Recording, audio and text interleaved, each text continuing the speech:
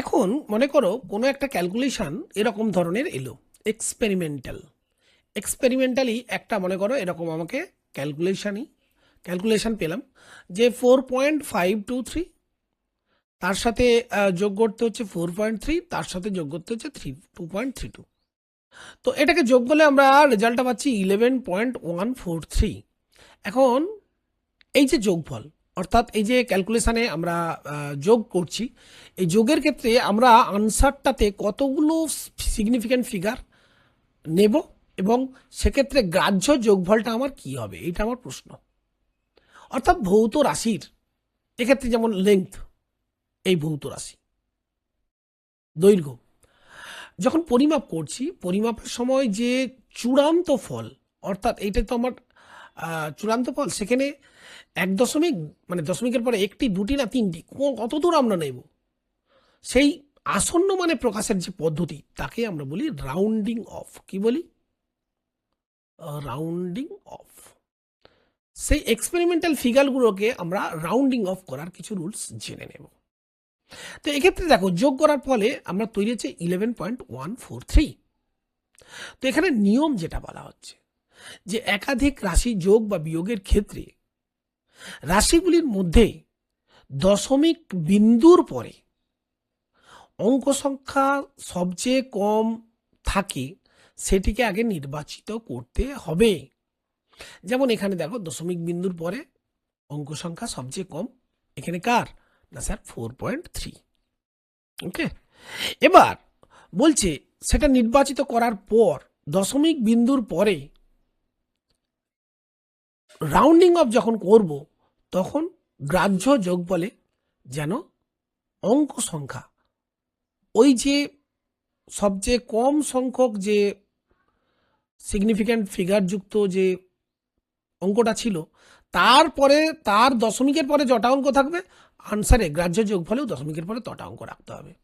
আবার বলছি যে একাধিক রাশির যোগ বা বিয়োগফলের ক্ষেত্রে রাশিগুলির মধ্যে যেটিতে দশমিক বিন্দুর পরে সবচেয়ে কম অঙ্ক থাকবে, যেমন এটিতে আছে, সেটিকে নির্বাচন করব এবং তাতে দশমিক বিন্দুর পরে কয়টি অঙ্ক আছে সেটা দেখব।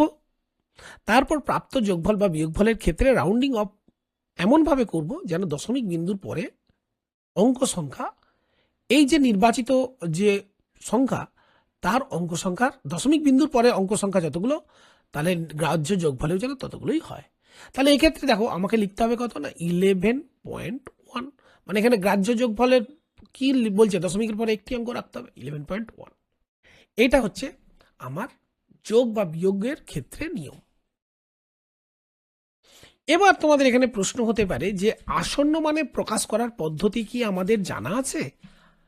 আমরা বলবো যে দেখো আমরা খুব ছোটবেলা থেকেই আসন্ন মানের প্রকাশের পদ্ধতি জানি, তবে একটু মনে করে দিই। যেমন মনে করো 2 এটা আমাদের আসলে কাজে লাগবে এক্ষেত্রে আর কি, 2.4378 মনে করো এটা একটা সংখ্যা, এতে কতগুলো অঙ্ক আছে না, দশমিকের পরে 4টি অঙ্ক আছে, দশমিকের বাম দিকে একটি অঙ্ক আছে। তো এক্ষেত্রে আমাদের আসন্ন মানে প্রকাশ করার পদ্ধতিটা কি? যদি বলে 3 দশমিক স্থান পর্যন্ত আসন্ন মানে প্রকাশ করো, তাহলে 3 দশমিক স্থান মানে এই যে দশমিকের পরে 3টি অঙ্ক। এবার সেই লাস্ট অঙ্কের, অর্থাৎ দশমিক বিন্দুর সব থেকে ডান দিকের যে অঙ্ক, সেই অঙ্ক যদি 5 বা 5-এর চেয়ে বড় হয়, এখানে দেখো 8 আছে, তাহলে 7-এর সঙ্গে আমাকে কি করতে হবে? 1 যোগ করতে হবে। তার মানে 2.438 হবে 3 দশমিক স্থান পর্যন্ত আসন্ন মান। অর্থাৎ দশমিক বিন্দুর সব থেকে যে ডান দিকের যে এক্ষেত্রে অঙ্ক, সেটাকে বাদ দিতে হবে। সেটা যদি 5 অপেক্ষা বা 5-এর চেয়ে বেশি হয় তাহলে 1 যোগ করবো, আর 5 অপেক্ষা কম হলে সেখানে 1 বাদ দেব। অর্থাৎ 2.4378 এটাকে আমরা যদি দশমিকের পরে 3 দশমিক অঙ্ক পর্যন্ত আসন্ন মানে প্রকাশ করি তাহলে এটা হবে আনসার, রাউন্ডিং আসন্ন মান মানে রাউন্ডিং অফ। এখন এখানে একটা প্রশ্ন যে এটাকে যদি আমি 2 দশমিক স্থান পর্যন্ত রাউন্ডিং অফ আমার করতে হয়, আমি আসন্ন মান করব 2 দশমিক স্থান পর্যন্ত, তাহলে সেক্ষেত্রে কত হবে না, দেখো 2 দশমিক স্থান অঙ্ক পর্যন্ত দাগ দেবো এবং তারপরের অঙ্কটাকে আমি দেখবো 7 আছে, 7 যেহেতু 5-এর চেয়ে বড়, তাহলে সেক্ষেত্রে আমরা 1 যোগ করবো 3-এর সাথে, তার মানে হবে 2.44। আবার যদি বলে 1 দশমিক স্থান পর্যন্ত, তখন কত হবে না 2.4378, 4 পর্যন্ত দাগ দেবো, 4 পরের অঙ্ক 3, 5 চেয়ে কম, তাহলে কোনো কিছু আর যোগ করবো না, জাস্ট লিখবো 2.4। এবার এখানে যে এই যে রেজাল্টটা আসছে 11.1, এটা যোগ ফলে এখানে যদি আমি মনে করো 4 দিতাম, 3-এর জায়গায় যদি 4 দিতাম 2.42, তাহলে রেজাল্টটা এখানে আসতো কি 11.153। তাহলে সেকেন্ডে আমার দশমিকের পরে কি হতে একটি অঙ্ক রাখতে হতো।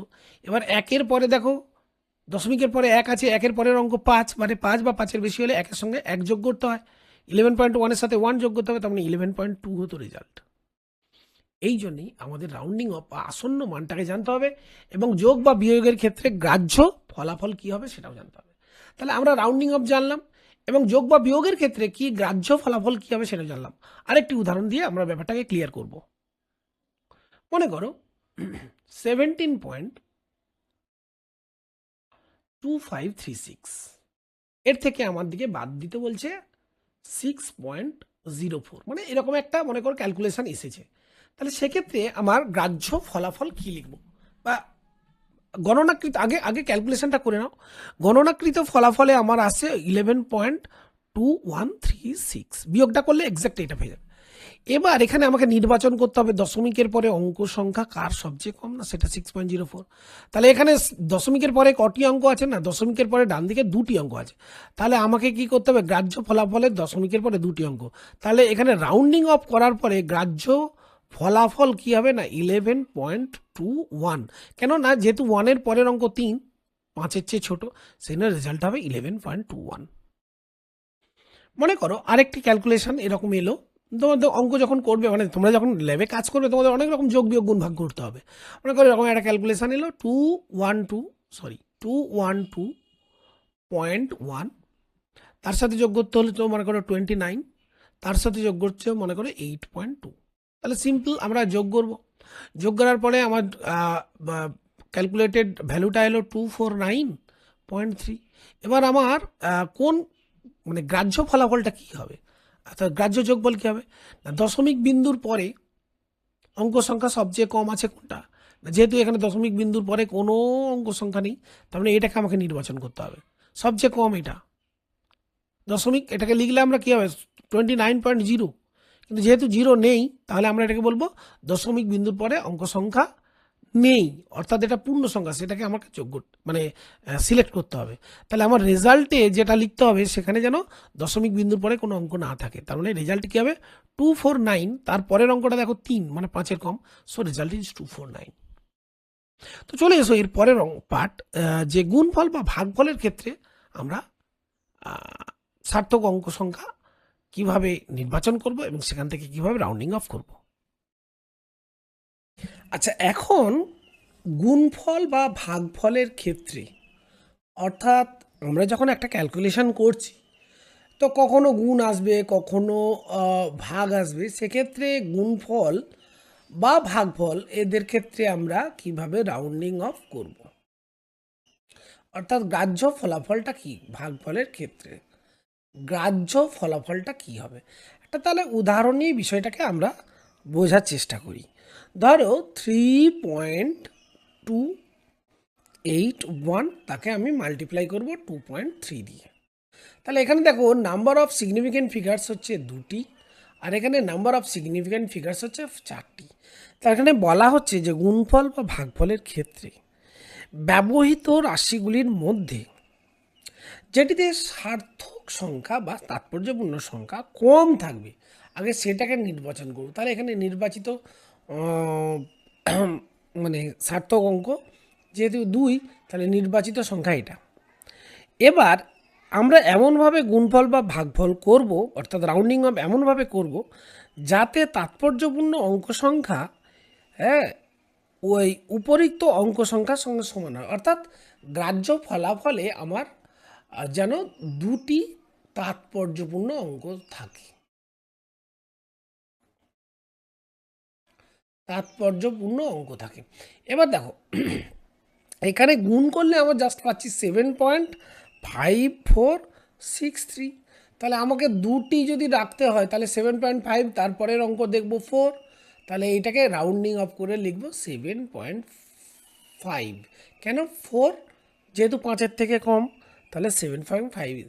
আর একটা দেখো উদাহরণ নিয়ে ব্যাপারটা ক্লিয়ার করি। ধরো 6.34, সরি 6.34, তাকে আমি মনে করো ডিভাইড করব 12 দিয়ে।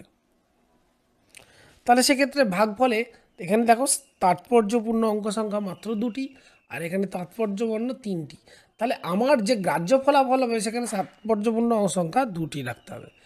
0.5283 এলো, এইটা ভাগ করলে। এবার এরপরে 5-2 পর্যন্ত আমাকে নিতে হবে। 2 এর পরের অঙ্ক 8 আছে, সেই জন্য গ্রাহ্য ফলাফল হবে 0.53, 2-এর সাথে 1 যোগ করতে হবে। এই হচ্ছে কনসেপ্ট। এবার এরকম মাল্টিপল স্টেপ একটা ক্যালকুলেশন আমরা বুঝে নেব, মানে অনেকগুলো ধাপ আছে যেখানে।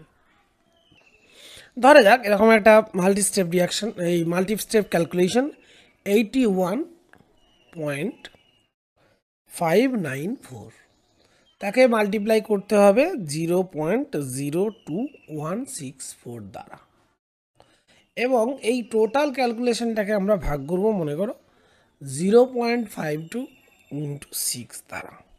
তো এখানে সব অঙ্কগুলোকে ভালো করে আমরা দেখব।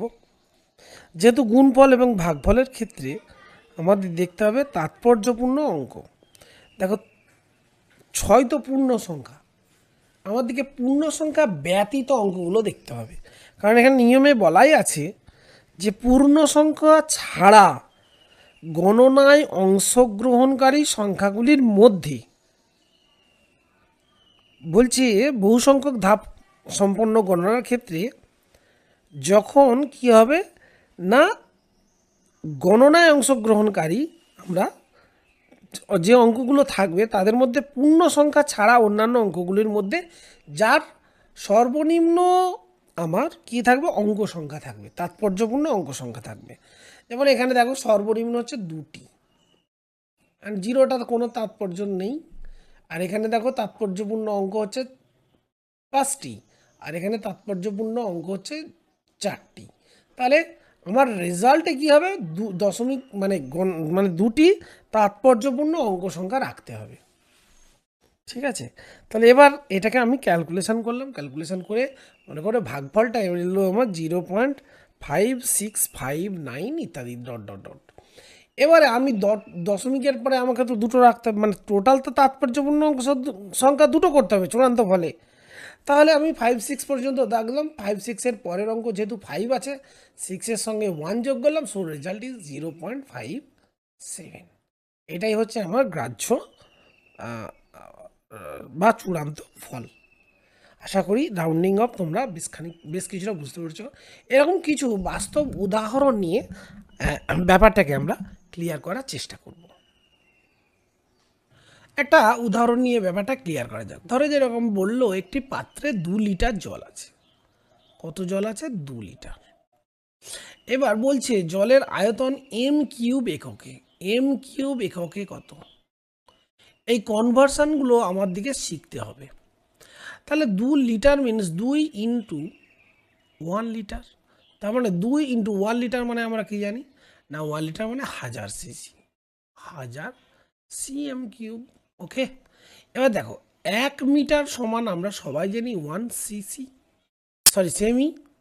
তাহলে 1 m³ সমান আমি লিখতে পারি 1m × 1m × 1m। ম্যাক্সিমাম স্টুডেন্টরা, খুব সাধারণ মানের যে স্টুডেন্ট, তারা এইগুলো সব মানে ভালো করে দেখে না, তো নিচের ক্লাসগুলোই খুব সমস্যায় পড়ে যায়।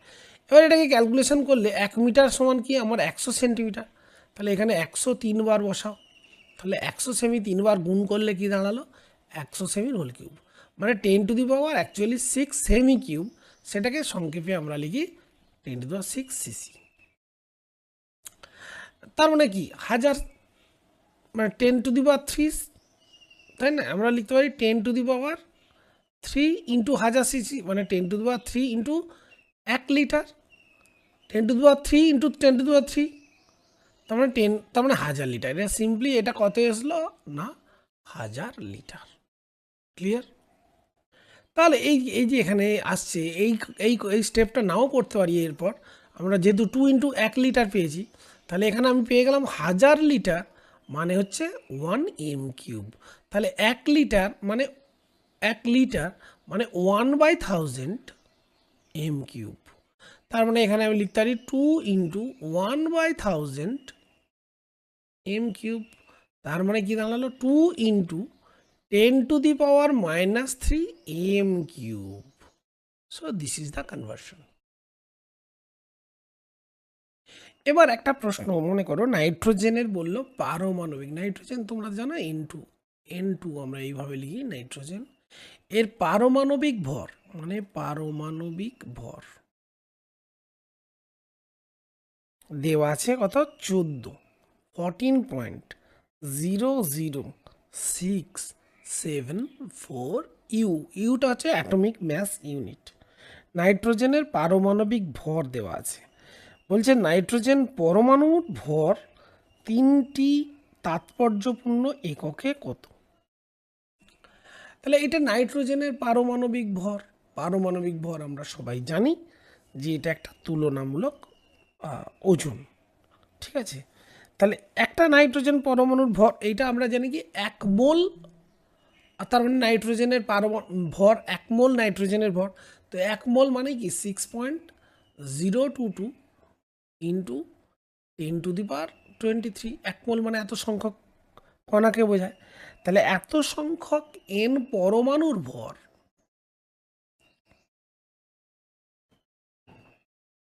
লিখতে পারি কি না